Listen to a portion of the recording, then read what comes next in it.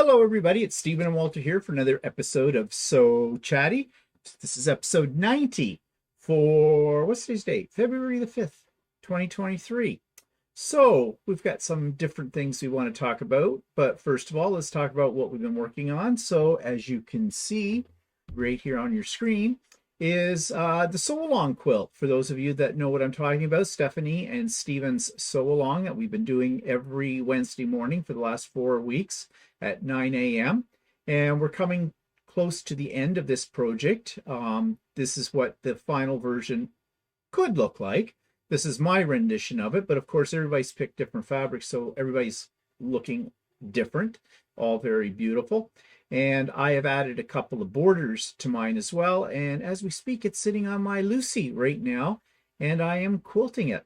So I'll be showing on Wednesday what that quilting looks like on the next Stephanie and Steven's Sew Along. This pattern, by the way, for those of you that may not be taking part in the Sew Along, is called Moonstone, and it is an Andover pattern by I can never say her name. Anita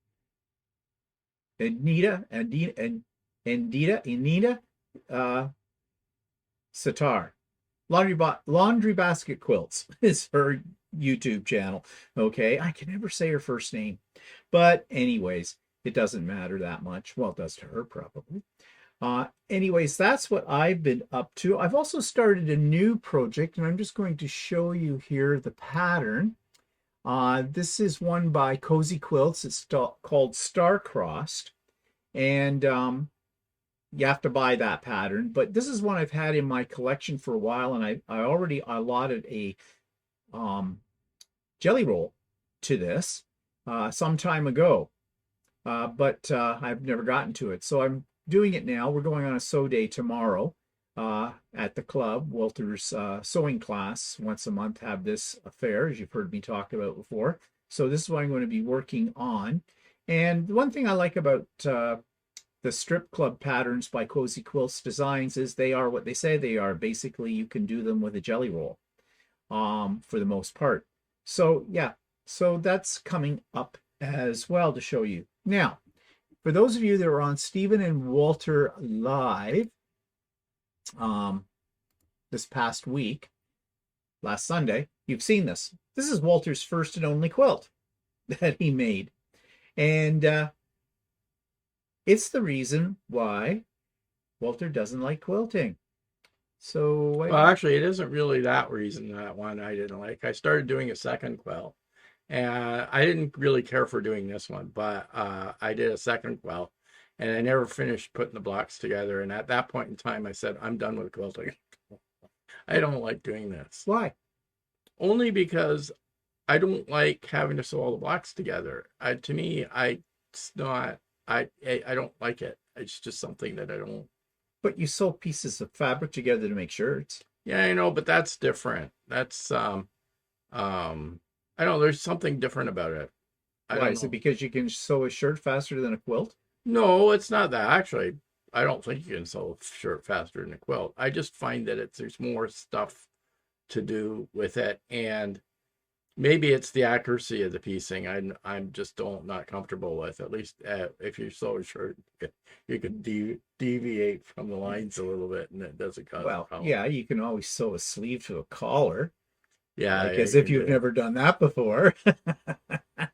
Yeah, whatever. Well, I don't know. It's just something that, I mean, I like the end result of a quilt. I think one thing that really appeals to me is art quilting that isn't necessarily with a pattern, but I haven't really delved into that. So maybe someday I'll do that. I don't know. Oh, maybe, yeah, someday.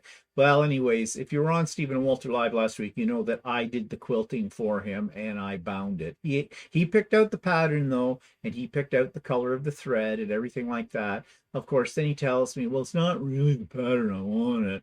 Well, I mean, I gave him a choice. Yeah, well, by that point in time, I didn't really care. Oh, yeah, whatever. But it's a disappearing 9 patch, by the way. If anybody's interested, that's what they call this, a disappearing 9 patch. Yeah, I took a class doing it. So. It's a good beginner's class for it. I quite like it. I think it turned out pretty good. I love the quilting especially, but in it. And I love the choice of color for the, well, actually, I use the same colors you chose for the backing, for the Yeah. backing fabric. I had already pre-purchased the backing fabric Yeah. when I was going to do it myself, but I just never got around to it. Well, it's now on the couch of honor upstairs, displayed amongst some other beauties, which would be mine. But it's well with it. But anyways, I just thought it'd be interesting to find out why it is that you don't like quilting. I don't know. That process I don't of like doing garment that. sewing. Yeah, you don't like a Of lot of course, I people. don't really know because I've never done it. A lot of people that don't like garment sewing like quilting, and a lot of people that don't like quilting like garment sewing. So Yeah. I See, think the process is different. So to me, you were talking about it, quilting has to be so precise. To me, I'm thinking garment sewing has to be so precise, or maybe not so precise as in like, I mean, yeah, but if your 3/8 of an inch becomes 3/7 of an inch or 3/9 of an inch, no big deal. it's not a big, huge problem. No, but it looks But very, actually, it is because I mean, one thing that's there's annoying parts to garment sewing, like setting a sleeve in and stuff like that, and it's a little bit of a challenge to do that. And I don't know, for some reason, maybe it's more difficult than I quilting, don't know. and it's something that appeals to me. Maybe I should try to make a shirt sometime. Maybe. You might be PO'd by it. I have a feeling I would be. I would be. And I don't think I really don't. I did make a thing once when I took that serger course with Shirley. Well, you've made bags before. Well, yeah, It's the sort of bags like, are easy. Like they're yeah, well, bags are sort of like, yeah, but it was the pattern cutting that I didn't really enjoy.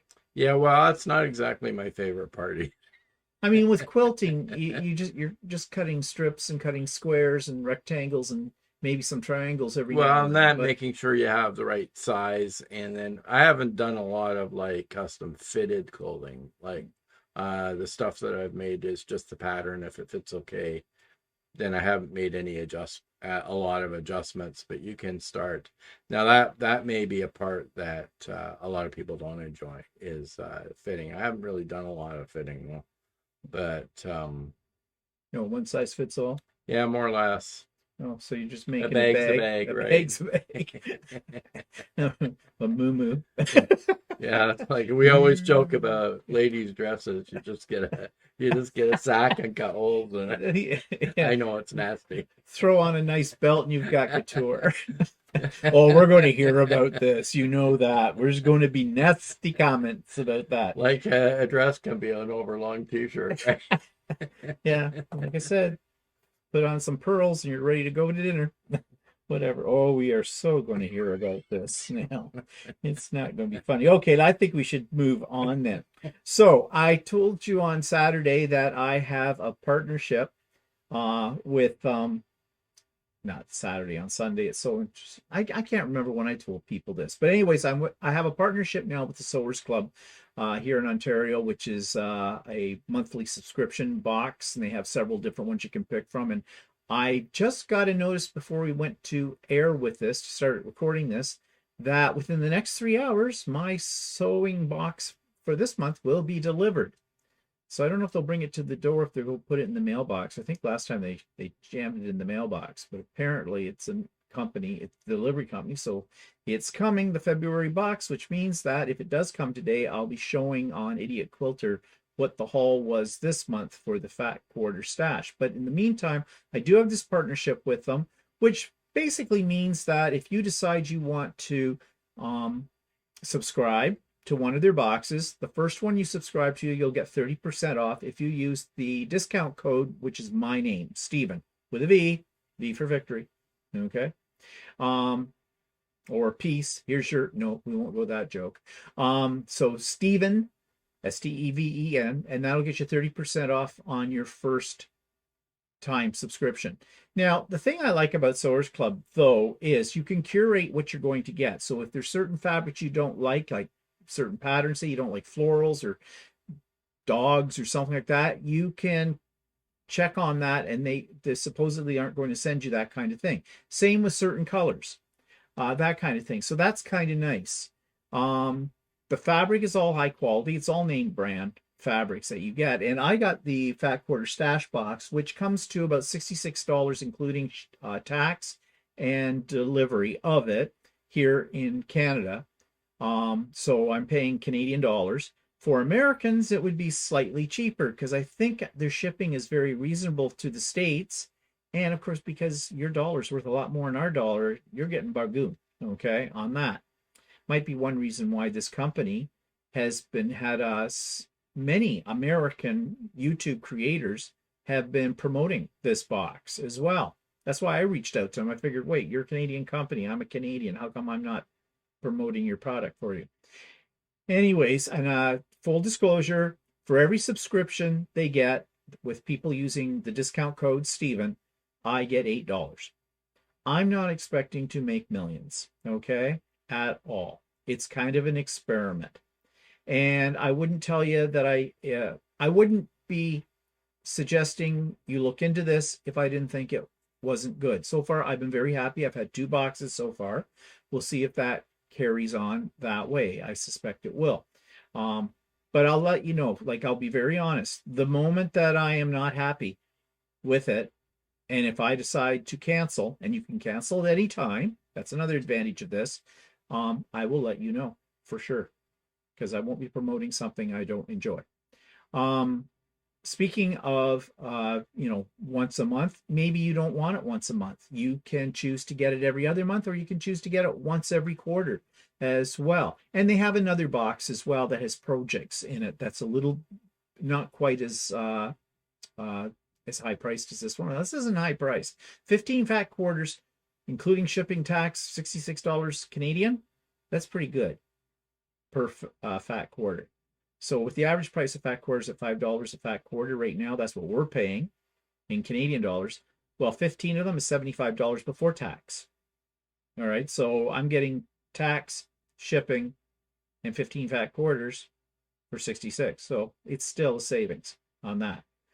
The only thing I'm afraid of is I may get so many bloody fat quarters, I'm never going to know what to do with them.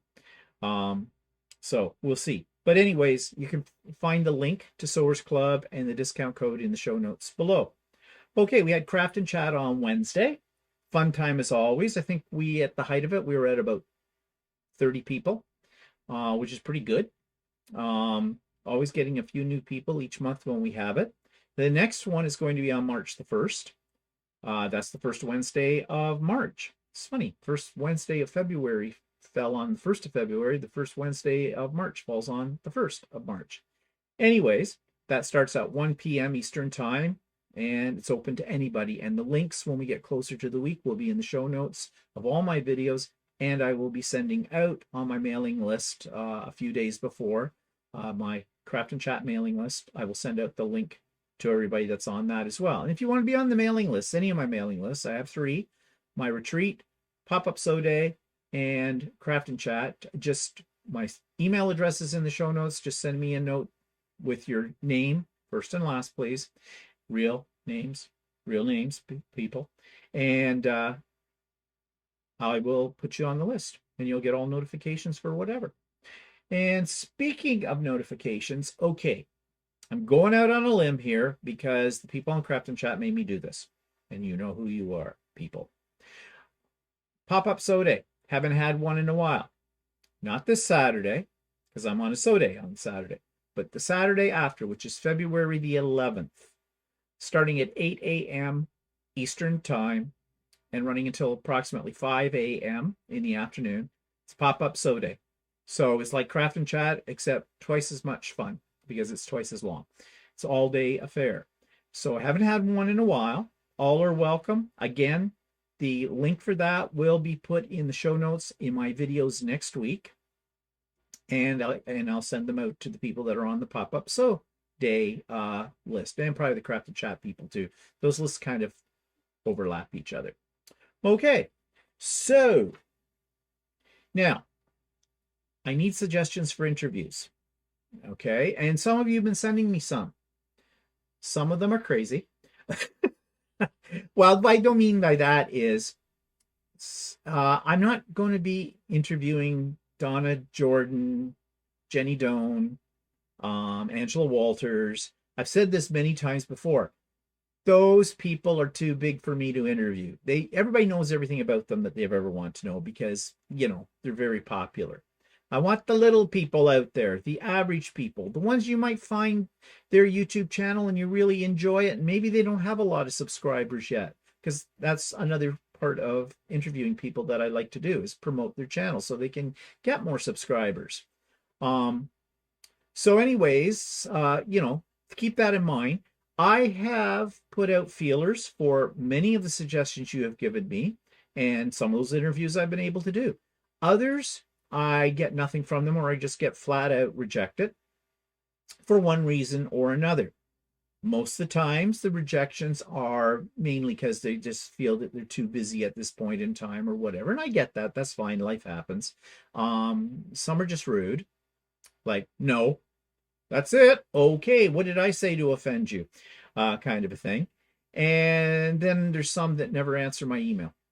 They just sit there and I don't know if they're not getting the email, they don't see it, or they just don't want to be bothered. I don't know. But having said that, I have an interview that I'm doing on Tuesday. It won't go up until a week from this Tuesday. And I'm not going to say any more about it, but I just made the arrangements with this person today, so that'll be great. And I've got a few more feelers out there too. So, but if you can think of anything, something you see on YouTube or whatever, and primarily I want to interview people that have a YouTube channel because, like I said, I'm trying to help promote their channel for them. And also, if it's somebody that doesn't have a YouTube channel, then how are people going to, if they want after the interview to, find out more about them or whatever? Instagram shows pictures. Facebook, not so good. YouTube is the method, really, for people who are serious about what they're doing, because, they're putting it up there for you to see all kinds of things.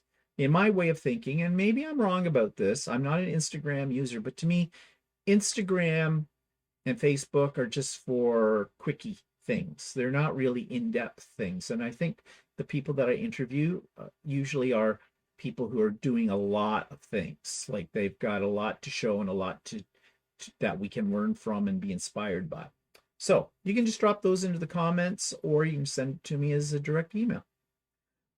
Okay. Now, on Craft and Chat, I did a little survey with everybody that was there, asking them, okay, we're out of topics for So Chatty. You've heard me say this before. What can you suggest? Well, I got a lot of suggestions. I got ideas that I can play with and can work with. And we're going to do one of those suggestions today.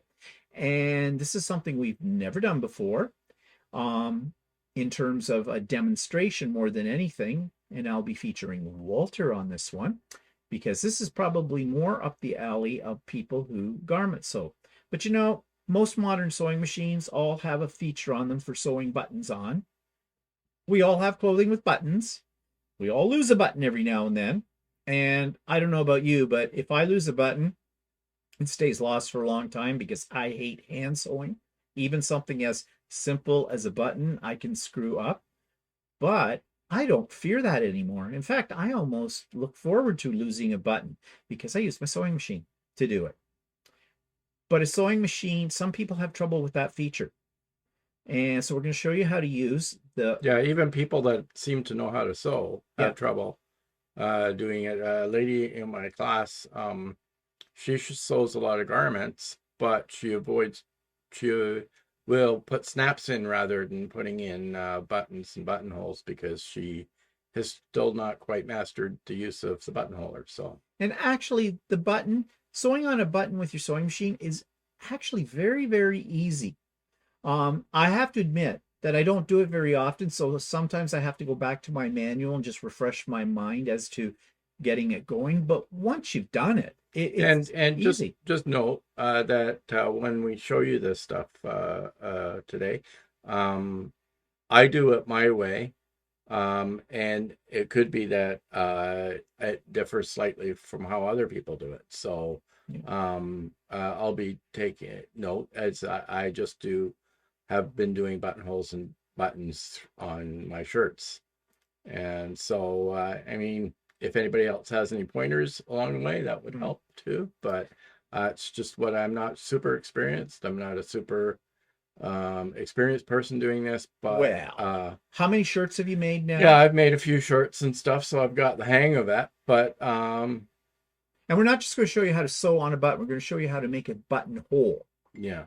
As well. And even if you're not a garment sewer, knowing how to do a buttonhole and sew on a button might be a skill that you might want to use on something like when you're making a bag with a pocket that you might want to, close down with a button. It's just another option.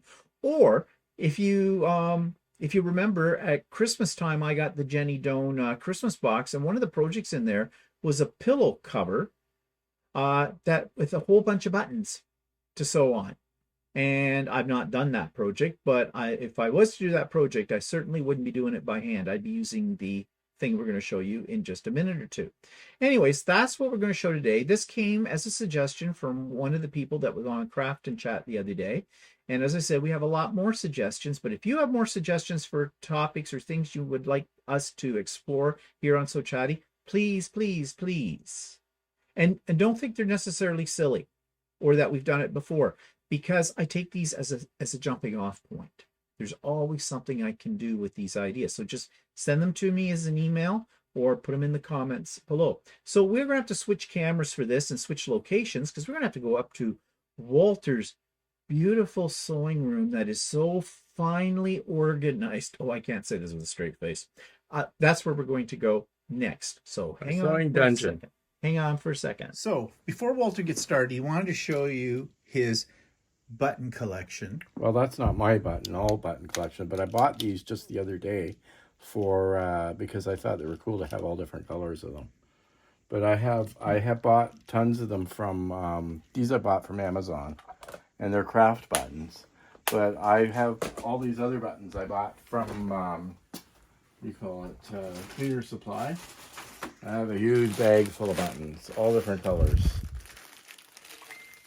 I almost bought you buttons at Christmas time. So all kinds of buttons. Okay, glad I now, did. So Cleaner Supply is much cheaper than anywhere else to buy the buttons, and they're just standard buttons. They're not fancy buttons. Okay, so that's Walter's button collection. So we're using the machine we're using today for this demo is Walter's main machine, which is a 6700P Janome. It's a workhorse. It used to be mine. It was my first sewing machine, and then when I moved up the scale, I gave this to Walter, and it's been going strong for him. Okay, why are you checking your phone? No, sorry. I just got a message for tomorrow's sew day, so I just wanted to see if it was still on or what. Okay, fine. Let's get back to the point here, shall we? We're doing buttons. Yeah. So what's on the so tell us about what's going on here. Let's take you're gonna have this all on the recording. Let's just take a look at this. This is called a buttonholer and it's the one that's supplied with my 6700P. And as far as I know, all the Janome ones are very similar to this. Yeah, my M7 looks like that too. Right, and so it's fairly standard. It has a little spot here to put the button that you want to make the buttonhole for.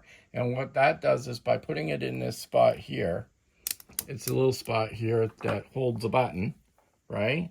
And you put your button that you want to sew the buttonhole for in here, right? And it can handle a fairly large button if you really want. This button that I'm using here is called an 18L button, or it's an 11 millimeter button for the front of a shirt. And is that sort of a standard size? That's pretty much a standard size. They have something called 18L and 14L. The 14L is a smaller button that goes on the collar, and the 18L is a larger button that goes down the front of your shirt. Okay, so you just stuck it in there. So I stuck it in there, and then there's this will adjust the size of the buttonhole for that size button. Okay. There's another adjustment on the side that says L and S, and if you decide that the buttonhole that it makes isn't big enough for you, you can make the buttonhole a little bit bigger, or you can make the buttonhole a little bit smaller. So L is for large, L small, S is for small. Yeah, as you can see, mine is just a tad bigger than the standard. In the middle, it's a standard size. Mine, I have it shoved just a tiny bit bigger because I find I like the hole to be a little bit bigger. Okay, so that little knob up here at the top, so knob, that's what adjusts that? That's what adjusts it. So you can adjust it to a smaller size or to a slightly bigger size. Okay, so let me understand. You've got this button sitting in there, so are you tightening up with that little silver button, this clamp around the button, and that's really... No. Here, hang on. This clamp opens up, and it's very difficult to do, so I sort of pry it open with scissors. And if you pry it open, it can be made bigger like that, so it can accommodate a really big button, right? Right. Or, in my case, I need a little button, so I make it smaller by squeezing it together. You just squeeze it together. This knob doesn't do anything like that. So you put your button in here and you squeeze this together so it holds the button. Okay, now my next question is this.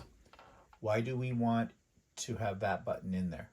What's that for? The button in here, I explained that it's to make a buttonhole the size of foot that will accommodate that button. I said that earlier. Okay, but I was confused because you were talking about this little gauge on the side. Yeah, okay. So if you want so you put your button in, when you clamp it up to that, it adjusts the parts that your thumb is on right now so that the needle knows how far to go to create the buttonhole. But if you want to make it the buttonhole slightly bigger, you use that little gauge and the little silver knob, or if you want to make it a little smaller. Yeah, like if you find after you've sewn the buttonhole the first time that you find that you would like the buttonhole to be a little bit bigger, because sometimes if your button is really thick, right, it may need a slightly bigger hole to go through, right? So you may want the buttonhole to be a teeny bit bigger, so you adjust this knob to make it bigger. L is larger, S is smaller. Okay. So I guess it would be advisable then, before you put the garment you're working on underneath your needle to do this, that you take a piece of scrap fabric and do a buttonhole first to make sure the buttonhole is the way you want it. Yeah, well, I haven't gotten there yet. I'm sorry, I jumped ahead. Yes, okay, you did. fine. Okay, so moving anyway, right along. Okay, so this thing is holding your thing. So you got to look at this as your foot. Okay. And your regular foot, a regular foot would. What's a regular foot? Let me get a regular foot. Okay, so you have a regular foot here, and on the regular foot you have a bar where the bottom of your machine would sit on, right? To clamp down to your machine, right. It would go into this. That same bar is here. Oh, okay. On the buttonholer. So you would clamp this part of the buttonholer to the machine. Now, this buttonholer comes with two parts, and it has a backing part and the front part for the buttonholer. What you need to do is you need to sandwich your material between the two pieces. And this part at the bottom stabilizes the fabric so that the buttonholer moves properly and doesn't move the fabric too far. Okay, so you're going to show us that? Yes, I will show you that in just a second. So, part of the buttonholer is that you must set your machine to the buttonholer setting on your machine, right? So, in my machine, I have these different modes. The standard mode is for standard foot. If I go to mode 2, it is specialty mode for specialty settings, like your decorative stitches and things like that. And part of that is a buttonhole stitch, right? So in this case, my buttonhole stitch is 023. So it brings up the buttonhole feature, shows you a standard buttonhole. And this machine will do about 4 or 5 different variances of buttonholes, and you can scroll through any of them. But I usually just do the standard buttonhole. Now, when you say it'll do various different types of buttonholes, does that mean the stitching that's outlining the hole itself? to keep it from fraying. Is that what you're talking about? Yeah, it has a different pattern to them. He disappeared. He's looking Sorry. for something. I had to get the guide out here that I've got. So on this machine, it does about 4 or 5. These are all the buttonholes along here.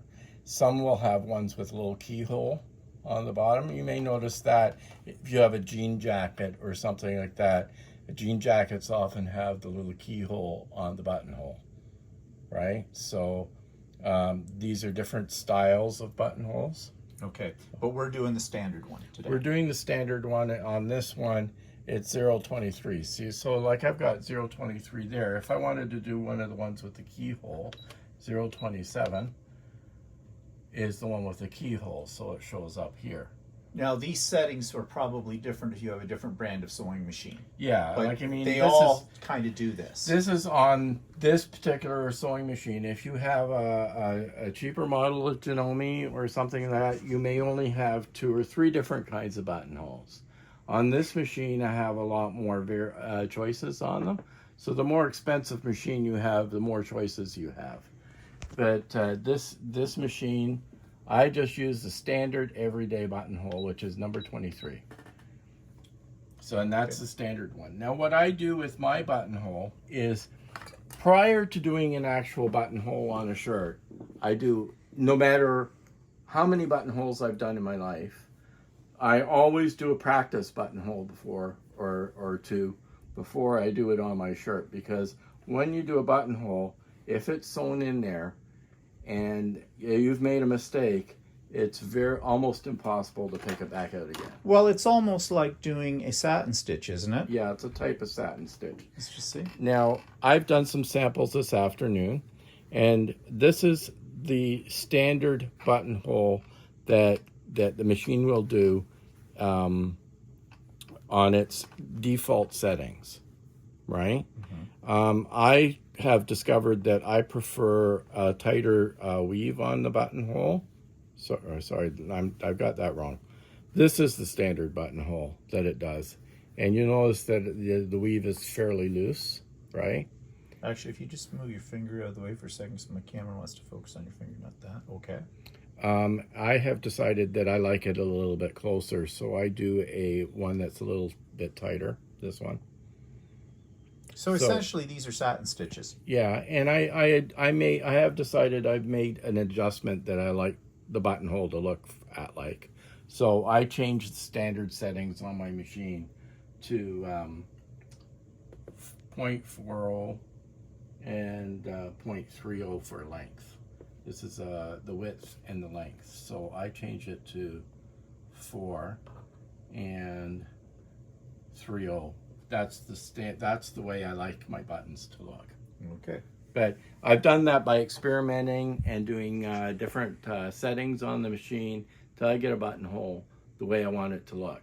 But before I do any buttonhole on any shirt that I'm doing, I always try a few sample buttonholes just to make sure that I don't make a mistake. Well, it makes sense, because if you make a mistake on your actual garment, it's going to be a bitch to try and get those stitches out and to fix. If you look at these stitches, they're very tight together. They're very hard to pick out. Mm-hmm. So you don't want to make a You want to, if at all possible, try not to make a mistake when you're doing a buttonhole. Okay? So that's the biggest problem that a lot of people do is, oh, I've done buttonholes a million times.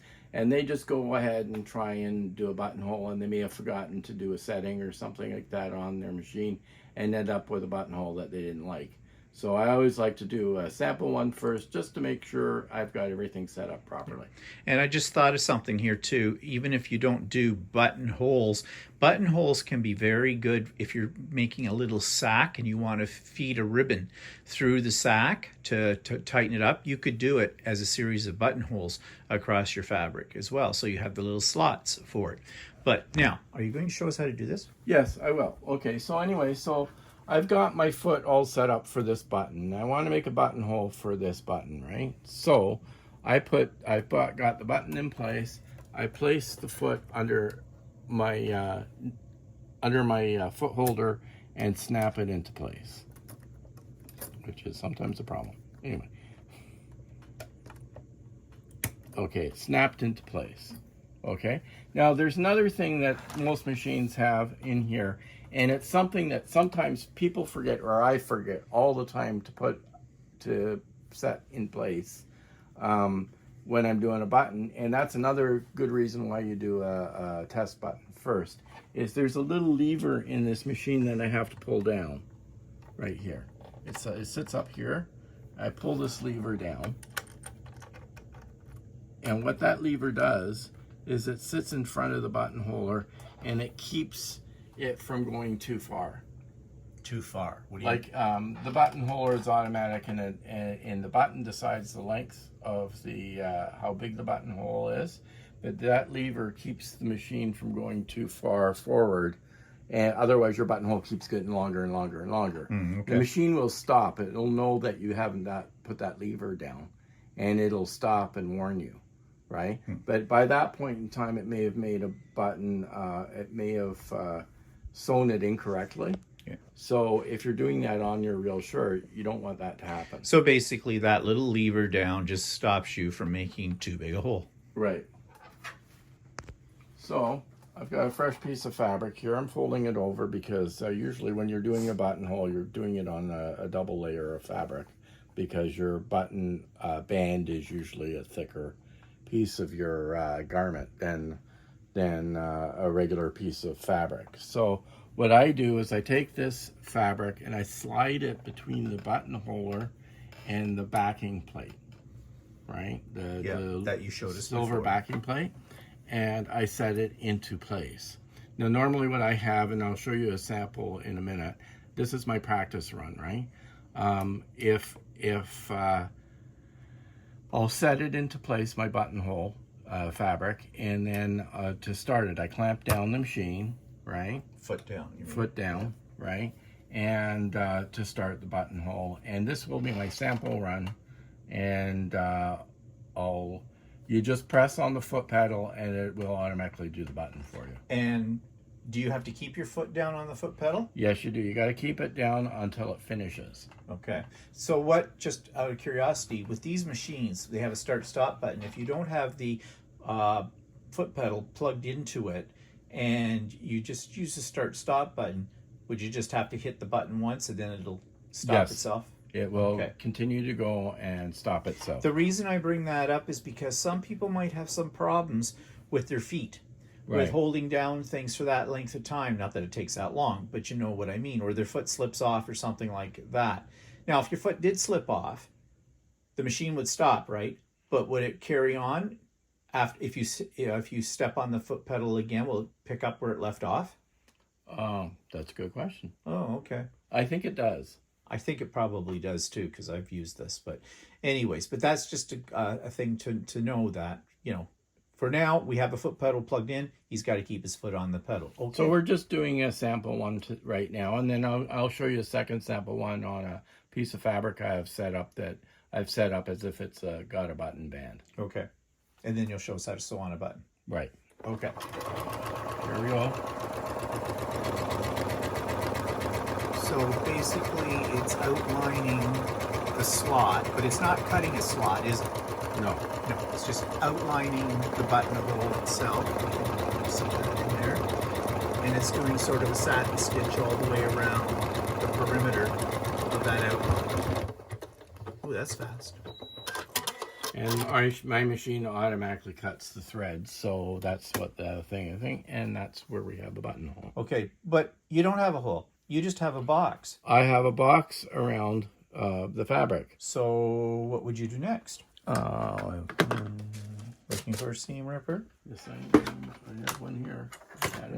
Okay, so what I normally do is I will use a seam ripper. I'll go into one side of it, right? And I'll seam rip about halfway up. Then I turn it around and I start again from the edge of the other side and seam rip until it goes through to the part that I've already cut. Now, what would happen if you slipped? If you slipped, it's possible to go past the end. And then you've got a problem. Okay, but there is a way to avoid that problem, because this is the way I was taught. You take a pin and you put it right in along that top part, right up here at the top through that, and then you start at the bottom and you just rip up, and what happens is your seam ripper stops at the pin. Well, that's a possibility. That's a good idea. You can do that as well, except that I would be afraid of dulling my seam ripper. But well, you're not going to go like terribly fast. Now, what you may want to do is clean up some of these threads on the inside of the split. And would you clean those up with maybe a very fine pair of scissors? Yeah, you could do that. Snips, whatever. I usually don't do too much when I do one of these. I clean it up slightly, and over time it just wears a bit, and it doesn't really matter that much. Depends on how picky you are. Now, what I've done here is I'm doing something similar. This is a sample button band I've created on what it would be like on a shirt. And what I'll do is I will draw a line. Now, I've done a pretty obvious line on here, but normally I would draw a chalk line, or, like something, a marker that you're comfortable with that's going to disappear. And I will draw a line as to where my buttons should go down the button band, right? And most shirts I make have a 1-inch button band. So I've got this about a 1/2 inch from the side. And what I'll do with this buttonholer is I will take this line, and if you look inside the buttonholer, there's a dot inside here. There's a little dot in there, and I will line my hole up with I will line the hole here where the buttonholer starts with this dot, and I'll try and center the fabric. And if you and there's a guide at the back that will center it as well, so you can just try and keep your buttonholer centered on this hole, and you should get a very nice straight buttonhole when you do that. So to keep your buttonhole straight, otherwise they'll go all wonky. Okay, Bill, before you put in the buttonhole, what I want to ask is, how do you figure out your distancing from one buttonhole to the next buttonhole all the way down along your button band? Okay, so what I'll do is I will draw in a crosshair line at each spot. And normally on a man's shirt, the buttonhole should be around 3.5 inches apart. Okay. So and you can judge that by taking a sample shirt and having a look at like Steve's shirt here. Okay, no one's can see my shirt. No, I know nobody can see your shirt, but your shirt is, exactly 3.5 inches apart. Well, nobody can see that because I'm standing here with the camera. No, I know, but you can do it on any standard shirt. Okay, isn't there a little gauge thing you can buy that looks like an accordion thing with points on it? Yes, you can. You can get an accordion thing that you pull out, and it will evenly space out buttons on different shirts you can do. I have one, and I have never used it. Oh, okay. Because the reason I bring that up is because I've seen that on... I have one somewhere, but I have never used it. You can get them on Amazon. They just look like a long accordion thing with points on the end of it that expand out, and it's for marking where you want to put your buttons. It's actually called a button gauge, I think. Yeah, you can, yeah. But anyways, that's another possibility. Yeah, that's another possibility. Or you can just figure out how far, and there's no set formula for this. I accidentally did a shirt that I accidentally measured 2.5 inches apart, and you just end up putting more buttons on it, and it still looks okay. Looks a little different. Well, worst came to worst, everybody's got a shirt in their closet. You can take a shirt from the closet and measure between each button to see what the distance there. If you want, you can do 3 inches apart. You can do 2.5 inches apart. If you do 2.5 inches apart, you end up putting more buttons on it. You don't want to go too wide because then the buttons can separate and start poking out parts of your shirt, your top that you don't want to see. So and some of your fat will ooze out through the holes. Yeah. Now, of course, when it does become a problem is when you line up your buttons, the actual buttons on the other side, they've got to be in line with the buttonhole, right? Yeah. Now, what I do is I have a shirt here that I haven't put buttons on yet. what I'll do, or actually, well, I'll get a shirt that I have buttons on. Okay, Walter's gone off to another room, well prepared, right, with this. So far, I hope this is making sense to everybody. And I am hand holding the camera, so it does make it a little tricky to get into those tight spots, but I'm hoping you can see it all. What I'll do here is I'll do all my buttonholes first, all the way down the side. I've done all my buttonholes all the way down the side, right? And then what I'll do is I'll lay the shirt on a flat surface, and I will, now you could measure each button out and try and have it 3.5 inches apart, but what I'll do is I'll pin the shirt together where the buttonholes should go, and all these buttonholes are here, and I'll put a marker through the hole of the button. And when you say a marker, a marking tool. A marking tool. You're not saying use a Sharpie. No, use a marker that you can't see, right? Or that will wash out, right? Mm-hmm. That you're comfortable will wash out. And then just put a mark where that buttonhole is. Do you put it in the center of the buttonhole? In the center of the buttonhole. So I'll have a little dot on this side, right? Underneath where the buttonhole would go, and I'll do it all the way down, mm-hmm. right? And then I'll use that as a guide to sew my buttons on, right? And what I'll do is this button band is another inch wide.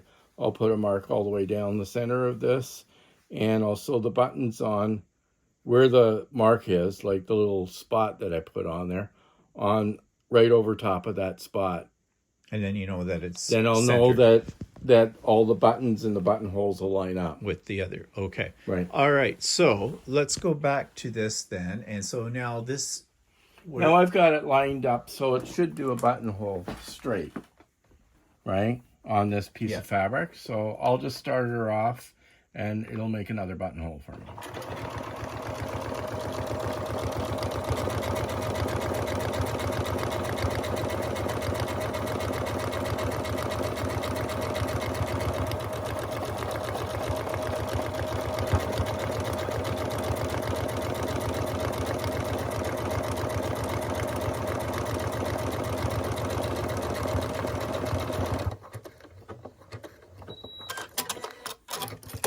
So I was a little tiny bit off, but it's pretty much on my line. Okay. Right. And then you would just cut that open. I would cut that open. I would measure 3.5 inches down and do another one. Yeah. Right along the way. Okay. All right. So I think now, is there anything else you need to say about buttonholes? No, just that practice. Practice making buttonholes way before you put one on a shirt. Mm-hmm. And that way you won't be disappointed when you put it on the shirt. If you try right from the start that you've never done a buttonhole and you try and put it on a shirt, you'll blow it. It'll be a problem. Yeah. Well, it's like anything when you're making things. If you don't know how to do it, practice on something that you don't care about. Okay, so how does one use their sewing machine then to actually sew a button? Okay. You have to turn that off. Oh, we have to do an adjustment. Be right back. Okay, so what Walter's doing right now is he's preparing this piece of fabric that he just put the buttonhole in as if it was actually the front of a shirt. And as he said before, you line up the one side that's going to have the buttons on it with the side that has the buttonholes. And that's what he's done right here now. And he's marking. I'm marking through the buttonhole. I've opened up the buttonhole, right, and with the seam ripper, right, and I'm marking the center of the buttonhole, right, okay, with a pencil, and it's on here. I've marked a line on the front to mark the center of my button band, right, and I will plan to put a button right there. So X marks the spot. Now, what I need for the buttonhole I've got the buttonhole, sewing the button on. I need something called a button foot. Okay? This is a button foot for sewing on a button. And what it is, it's a little rubbery at the end. And it's designed to hold your button in place for sewing, right? So what I'll do is, I know the setting for the button is, I think, 32 on my machine. So I go to 32 and that's the button. And it's giving me a warning on my machine, oops, that I have to put the feet down, the forward moving feet down.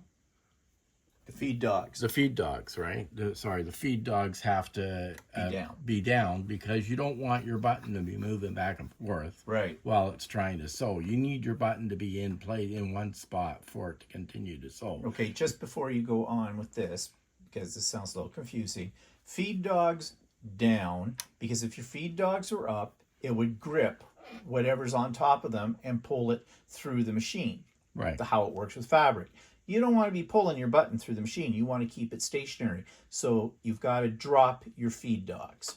So my machine, I drop them on the side here, and my feed dogs are down. Doggies are down. Right. And I've set my buttonhole setting here. And some people don't realize that buttons, I just lost my, oh no, there it is. That buttons, this is not really a great example, but buttons all have their holes in the same spot no matter how big the button are. Well, I didn't know that. Yeah. That they're spaced equally apart, all your buttons. So even ones that just have 2 holes? Even ones that just have 2 holes. Okay, that's good to know. Now the buttons I usually use have 4 holes. The machine is designed to do a 2-hole button, right? So you can either do a 2-hole button, cut the thread, and then go to the other 2 holes, or what I do is I just pull the machine over and do the other 2 holes separately. It just drags the thread once over to the other side. Okay, that sounds a little confusing, but we'll see it in action. Right. I think it'll make it's probably more confusing to explain it than it is to show it. Right. So, okay. So I'm using dark thread here on here just as a sample. You wouldn't probably use dark thread on here. You'd probably use white thread. But, so anyway, so my buttonhole thread, now this buttonhole, I keep calling it buttonhole, this button foot has 2 spots where it attaches to the those 2 silver shank, bars that are on it. Right, and there's a spot where this bar attaches to the back of the shank, and this attaches to where you would normally attach a foot. Oh, okay, so I have to put it on to the back here. It hooks into the back, and then I have to drop the lever to put the foot down, and it should snap into place. Okay. So it did, right? And then again, this is Janome. This is a Janome machine. If you have a brother machine or something else, it may work slightly differently. Okay, so you would normally put a button here, and you can just sew the button on like this, right?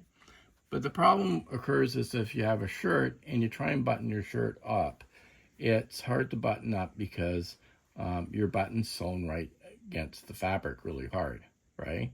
So you can do that, but you may find that your shirts are hard to button up when you do that. Because you have sewn down the button right to the fabric. There's no space between the bottom of the button and the fabric that's there. You need you're saying you need a little tiny space so you can get your fingers in there. Yeah. Now, Janome comes with this thing, there's something called a hump jumper, or they also call it a button sewing on foot. Janome, a shank. Janome comes with one. I have a second party one that's looks like a ruler that looks like this, that has 2 spots on it. You can get something called a Genamajig or something. And all these, what they do is they raise up the button. You put this under the button, and it raises the button up so that you create that little extra space between the button and the fabric, and that makes your shirt a little easier to button up. Call it a shank or whatever for it. So now this is where it gets a little tricky when you do just this. before you go on with that part of it, also some buttons have shanks, a little part on the back of it, and you may have to use one of these in order to sew those types of buttons on. Why don't we make to the button without the shank? Because actually it gets kind of complicated when you do the shank. We're just showing basics. So we're just doing basics here. You would put the button over your dot like that, right? There's a dot there. Yeah. Just put it over the center, it over the dot, right? Slide under your foot presser foot is not down yet, right? So then what I do is I pull the needle hand crank my needle down to go through the hole.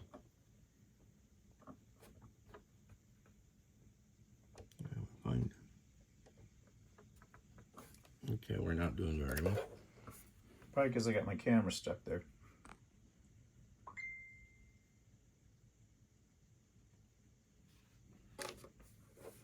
So basically what you're doing is you're pulling the needle down into the first hole. Into the button, Yeah, right? and you're just using the hand crank because you don't want to suddenly step on the pedal and go to town because you'll probably break your needle. Right. Or worse. So then I'll put the foot down on top of the button.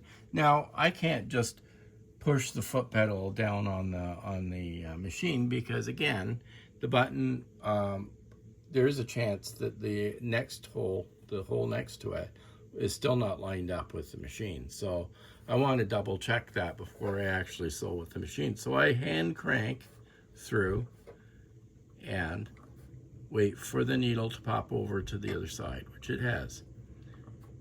But I already know that this is not going to work. Oh yeah, it does work. It has come through. But if it hadn't? If it hadn't, I would have to shift the button over slightly. Just shift the button, or can you shift the needle? No, I don't shift the needle. Oh, okay, you shift the button. Right. Because the holes should all be in the same spot. Oh, okay. Right? So so it could be just off by a hair. Yeah, it could be just off by a hair. And then what would happen is if I did that, if I had to adjust that, I would continue to hand crank until the needle goes into both positions without any resistance. And that's when I'll start to sew it. Okay. Okay, now I can start to sew it because I know they're in the right position. So I carefully press on the foot pedal and watch it sew from side to side. And then it will get to a point where it does a lock stitch. And I'll wait till it finishes the lock stitch. And it's back to the other side. Now what I do is what you can do is you can break the thread and then go to the next two. But what I do is I pull the needle up because I've got 4 holes that I have to work with. And then I push my fabric up a little bit to the next hole. And then do the same thing with the hand crank. And then I do the same thing with the hand crank again. To make sure that you're clearing the button. You're not stabbing into it. And we are okay. And then? So I do the same thing again.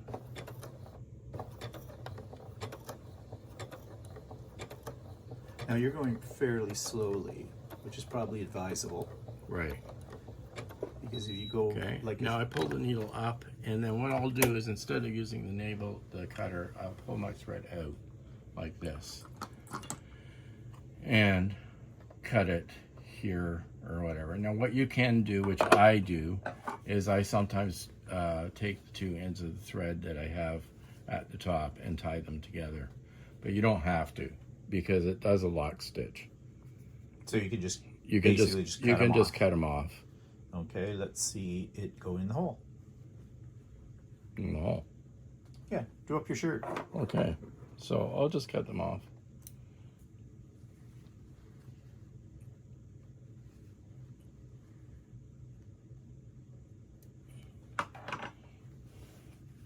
Yeah, so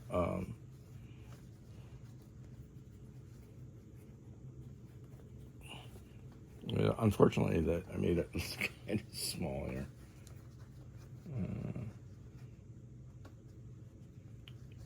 I'm not sure how to do this. It's kind of awkward when you're not wearing it. Yeah, I know.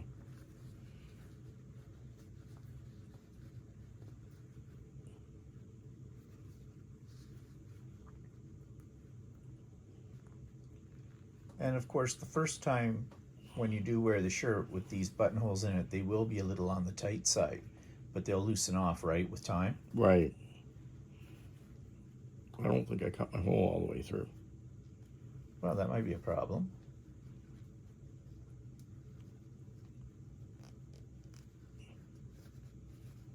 Well, of course, you would have made sure of that before. Yeah. Why don't you take your seam ripper and just cut the hole properly?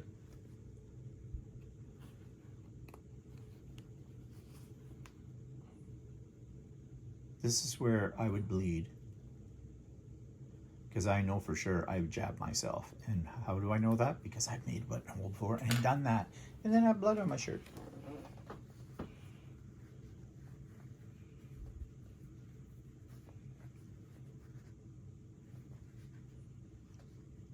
Okay. This does work, people. It's just that Walter prefers zippers.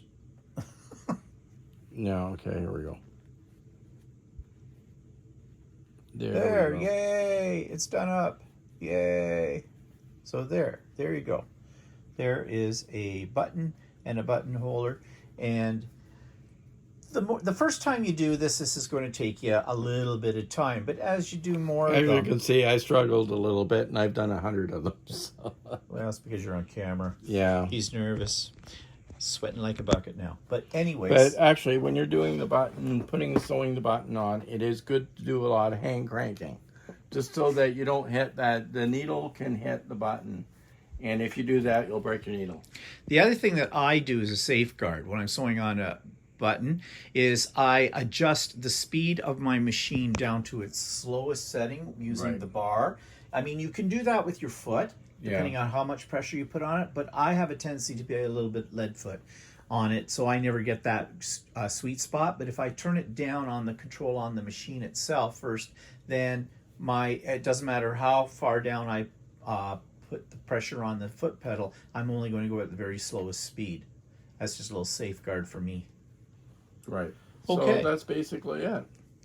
Okay, so everybody, I hope this was understandable. I mean, one thing you don't do is just, put the button in and think it's going to just work right off the bat first time, because chances are that needle's going to hit the button and you'll break it. And one lady said the other day online, she goes, every time I've tried to sew on a button, I keep breaking the needle. Well, and that's why. That's why she hasn't lined it up for it. I mean, you got a tiny little hole there that you're lining up a needle to go back and forth through, two little tiny holes. So yeah, it's easy to break a needle on it, but if you just take it slow and steady and consult your manual. Yes, that's the other thing. Make sure that you read your manual, because I'm doing this on a Janome machine, but a brother machine may be different, or a thing. I'm sure that you can adjust the width of the stitch too if your button is a little bit not quite standard. So, but I haven't had to do that yet with any of the buttons I've sewn on. So yeah, so that's what it is, and that's how you use it. And most modern machines now come standard with them, a button holder and the feature for sewing a button onto a shirt. So, you got it. Why not use it? So anyways, that's the end of today's, I'm not sure if I hit this button, what's going to happen. Nothing. Okay, I don't know what that button's for. I was trying to move my camera around onto me, but anyways, I can't.